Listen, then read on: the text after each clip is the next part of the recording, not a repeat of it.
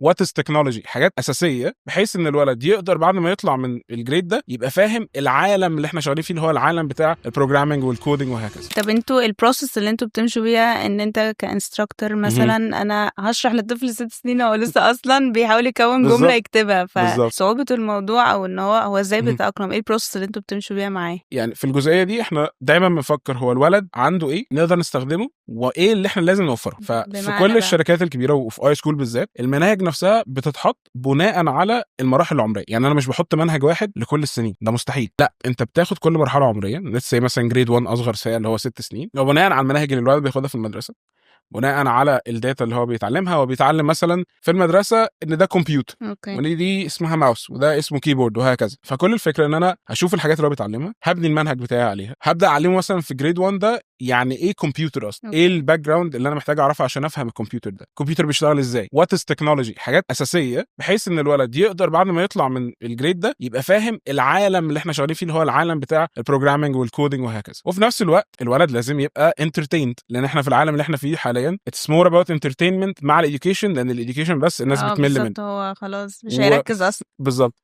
زي ما احنا فين دلوقتي الاتنشن سبان بتاع الناس يعني بقى خلاص، يعني ريلز كلها ريلز شورتس وهكذا. فطبيعي ان انا مع الولد في السيشن لازم اخليه مستمتع، لازم اخليه دايما انجيج، لازم اخليه دايما بيتكلم معايا. فده بيكون within الكريكولم. انا دايما بساله بقول له طب نعمل دي ازاي، طب انت جربت حاجه شبه دي، وهكذا. وفي الاخر لازم يكون طالع بفاينل برودكت، لازم في بروجكت طالع منه في كل سيشن بيحضرها، في كل كورس بيحضره، لازم يكون طالع بفاليو برودكت، عشان ده اللي هو يفتكر بيه كل اللي اتعلمه ده. هو ممكن ينسى الكلام اللي اتقال، ممكن ينسى السلايدز اللي اتشرحت، ايا كان، بس هو فاكر البروجكت وفاكر الانتراكشن. هم دول اللي بنركز عليهم.